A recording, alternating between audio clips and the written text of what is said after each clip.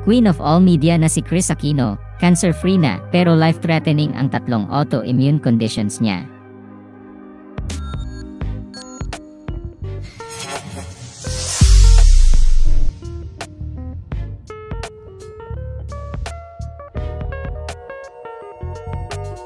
Ibinahagi ng Queen of all media na si Kris Aquino ang mahabang health update niya sa Instagram nitong linggo, October 20, 2024, para sa mga fans at mga kaibigan niyang nag-aalala sa kanya. Matatandaang noong September 12 ay nakauwi ng Pilipinas si Kris matapos niyang mamalagi sa California, USA ng halos 2 taon para magpagamot sa patong-patong niyang autoimmune conditions.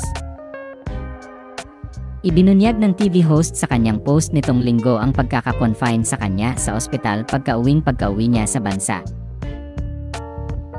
Anya, I had many tests done, including a PET scan. Yes, the test normally done to rule out cancer. In my case, after my exhausting chest CT scan as well as a scan below my eyes, my nose and upper cheeks, to check on my breathing and sinus passages because of my constant headaches and never-ending runny nose. It was devastating. After my PET scan, I was knocked out. Bagsak from my jet lag and sedation. I could sense something was wrong because my team of doctors didn't do their normal rounds. Ayon sa kanya, noong sumunod na araw ay sinabihan siya ng kanyang gastroenterologist na magpa-endoscopy at colonoscopy na para matiyak kung mayroon pa silang dapat pang ipangamba. Kaya naman nakahina na siya ng maluwag matapos niyang malaman na cancer-free na siya. Bagamat negatibo si Kris sa colon cancer, ikinakatakot pa rin niya ang patong-patong pa niyang autoimmune conditions. Ayon sa kanya, 3 autoimmune conditions niya ay life-threatening. Ang EGPA, systemic sclerosis at lupus. Nabanggit din ng TV host sa kanyang post na hirap siyang maglakad dahil sa iniinda niyang lupus arthritis at mahina rin ang kanyang immune system kaya't madali siyang kapitan ng ubo.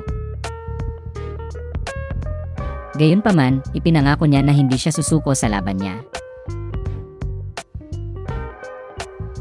Samantala, ibinunyag ng Queen of all media sa kanyang post na magkakaroon siya ng TV comeback sa ABS-CBN bago matapos ang taong 2024.